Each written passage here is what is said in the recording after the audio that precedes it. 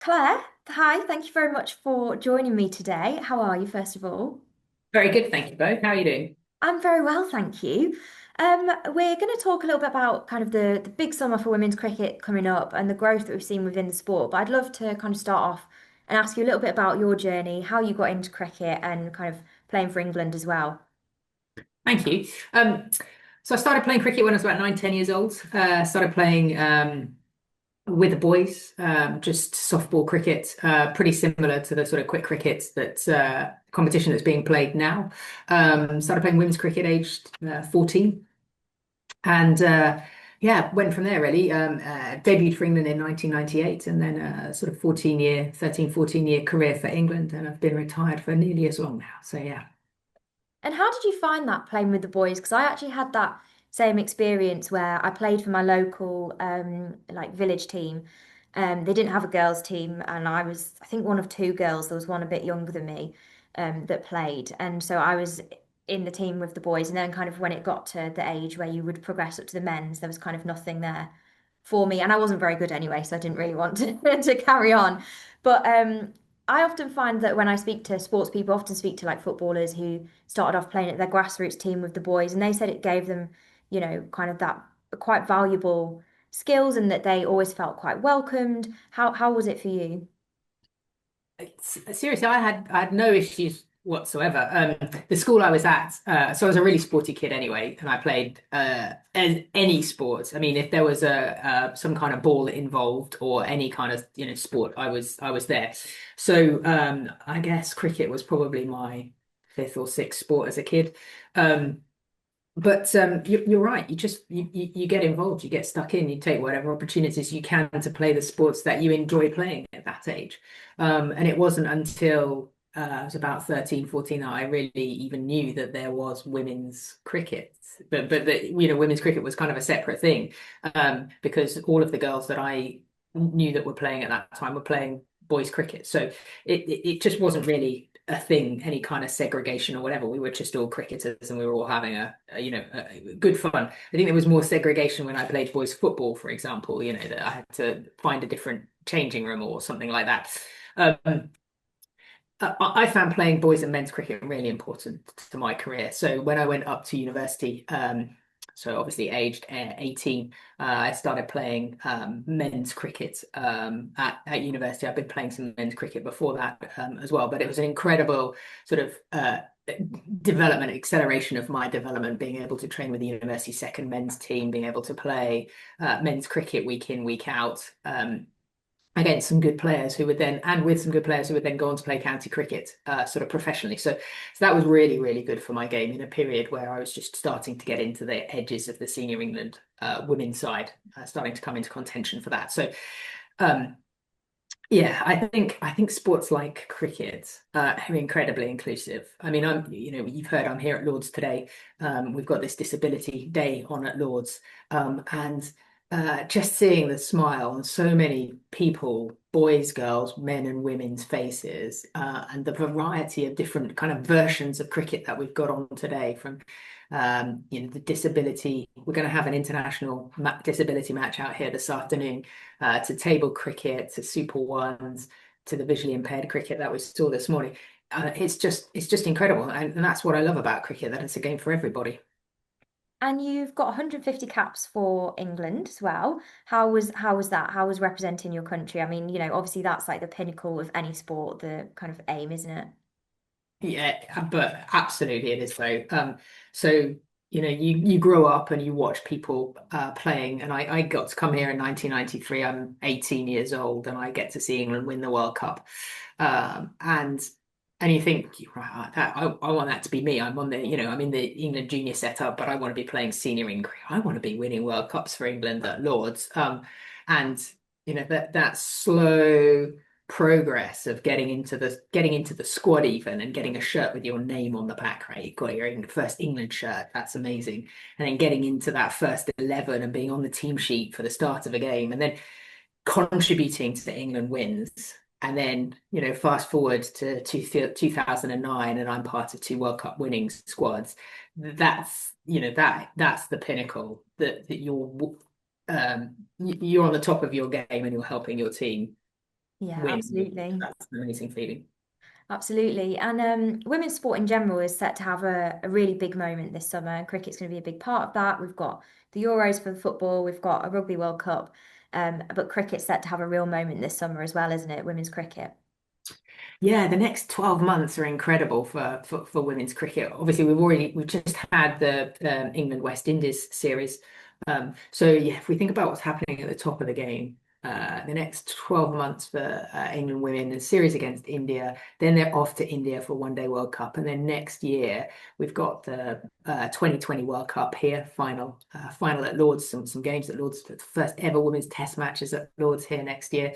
And then as we're starting to sort of move down the game, this is the first year for cricket that we've got the full professional structure in place, tier one, tier two, and tier three domestically. So for the first time, we've got a really good number of fully professional domestic cricketers. There is a pathway there. And then looking, further down the game, there's so many opportunities now to participate in cricket for girls and for women coming into the game new. Perhaps they didn't get that opportunity when they were growing up, but through softball festivals and through new leagues that are coming up across the counties. And I look at the MCC here, and it's one of the things that I'm proud of my time at the MCC is the huge growth in women's cricket, especially even for us as a club. That's we're one of the biggest clubs in the world. We've got 3,000 odd playing members. We're playing 600 odd fixtures a year across the men's and women's side, but we're really trying to grow. Um, offer more opportunities to women and young adults to come into our playing membership and to take the game wider across this country, but also through the tours and through the work of the foundation to cricketers overseas as well. And you mentioned the growth there, and we have seen a big growth in the number of teams for women and girls. And do you think that's to do with like this increased visibility there is around women's cricket in this country? Yeah, I think it's a little bit about visibility. So obviously there's that saying you can't be what you can't see. So, we've already talked that when I was growing up, I didn't see, I didn't know that there was women's cricket. And now, you've got great players playing for England. They're around and about the social media, they're on TV. You can see the hundred brilliant over the last few years that we've had the double headers that people who are coming to watch domestic cricket in this country are seeing women's cricket on the same stage as men's cricket. We've had double headers with the tier one and county sides this year. So absolutely, there's something about visibility. There's also some really brilliant programs out there for getting people involved in the game to start with. So I talked a little bit about the softball festivals or whatever, but there's the All Stars and Dynamos. There's all the chance to shine work and other things like that happening in schools. So there's so many more sort of ways of getting into cricket, whether that is softball, hardball, street cricket. It's just really exciting now. And you mentioned obviously having the World Cup at Lords next year as well. How big is that going to be? I mean, having a home tournament, that always kind of propels a game, doesn't it? Yeah, big opportunity. And I tell you, as a player, knowing you've got a home World Cup is both on one hand incredibly exciting and then a little bit daunting as well, right? Because there's huge pressure.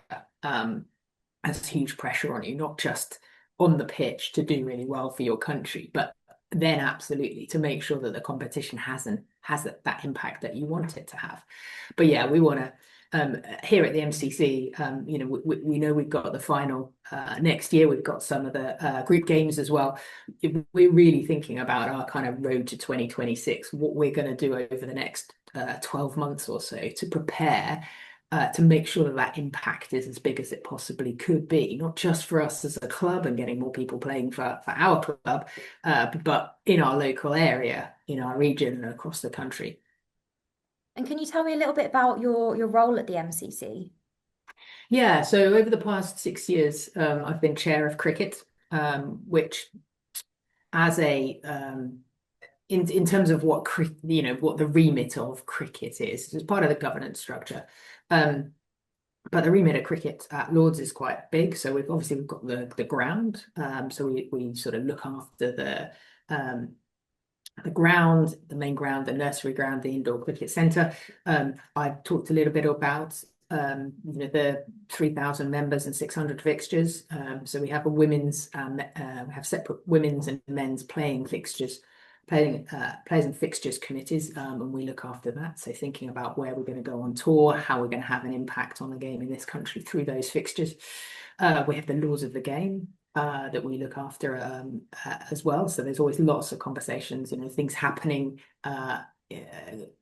in the global game, and we'll talk about them and whether we want to, change the laws, or perhaps change the way we talk about, articulate particular laws to help the game in some way.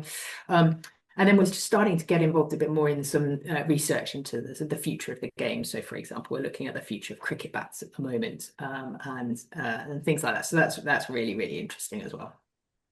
And I read that last year in 2024, there was a 77% increase in women applying to qualify as player members for the MCC, Yep. given that women weren't allowed to be members until 1998. How amazing is it again to see like that growth and people wanting to apply to be members and women in particular? Yeah, absolutely. So, Bo, I've been a member at the MCC for about 20 years now. So I first started as a playing member in the early 2000s, and for me, I was playing for England then. But to be able to play for the MCC against a whole range of different sorts of teams, so right from sort of internationals all the way down to playing against school teams and club teams and so forth. Just a lovely game of cricket, really. And over the years, I've had opportunities to go on tours and to take touring teams to countries like Nepal, Hong Kong, China. This year, we're going to take a team to Brazil. We do this in partnership with the MCC Foundation, which, as you know, does a lot of work both in this country around sort of hubs cricket and the start of a talent pathway, but also overseas. And happy to talk about that in a bit more detail if you want. But there's something special about playing for the MCC, whether you're turning out in MCC colours at a schools game, and you're making sure that everybody has a really great game of cricket. Everyone gets opportunities to bat or to bowl or whatever it is they do in the game, but we set up a good game of cricket as well. And whether it's those school games or whether it's out here, on getting the chance to play on the main ground at Lords or representing your club overseas. I just want everybody to know how wonderful that experience is, and we'd love to have some more female playing members. We'd like to grow that, both the number of members and the number of games that we play, because we just think it's brilliant. Yeah, absolutely. It really is. And finally, before I let you go, we've obviously discussed that there's a huge year of women's cricket coming up. What would be your kind of advice to anyone who's either looking to get into playing or whether they're looking to get into it as a spectator? What would be your advice to them over this summer and the next year? So I don't think there's any real barriers to getting involved in cricket as a player. It doesn't really matter what age you are. Someone I used to play cricket with in sort of league cricket in London is still playing well into her sort of late 70s, early 80s, right? So from that perspective, find your local club, your local team, and get involved. And it doesn't have to be complicated with loads of kit. You can get involved in softball cricket to start, just to see if you like it and have some fun. But even if you don't want to play the game, there's other ways to get involved, whether that's coaching, or whether that's scoring and volunteering within the game, or whether that's supporting a team. So there's plenty of women's teams now to support. We've got the tier one setup of professional players. Tier 2 and Tier 3, we've got the 100 squads. We've got so much England cricket happening over the next 12 months. So there's plenty of ways to get involved in the game. Absolutely. I think actually as well, just what you touched upon there with it doesn't have to be super complicated or super competitive. It can just be a bit fun. And actually, we've seen a lot of research about how beneficial sport is for women, both for your physical health, but also your mental health, that sense of community that it can build, especially Uh, older women, as well, the benefits once you kind of start going through the menopause, or even younger women going through puberty as well. Like it's so beneficial in so many ways, both physically and mentally, isn't it? And it doesn't have to be like you don't have to be the next best England player. You don't, and you're right. It doesn't need to be super complicated from a kit perspective, but it doesn't need to be super fit either from a kind of, or super sweaty from a kind of, physicality perspective. Uh, Cricket's a brilliant game it's so inclusive, and there are so many different sort of versions of the game, right? From that hugely athletic, high pressure international game that we see on the telly, right down to, you know, a softball cricket festival where, you're having a run around, you're hitting a ball, you're not worried about a helmet or gloves or pads or spikes or anything like that. You're having fun. You're having fun with your mates, and that's what, that's one of the things that I've enjoyed throughout my career as a cricketer. I really think that's one of the most important messages. So yeah, well, I think we'll end on that note. But thank you very much, Claire Taylor, for joining me today. I can't wait for the next year of women's cricket, and have a lovely summer. Thanks very much, Bo. Take care now. Thank Bye.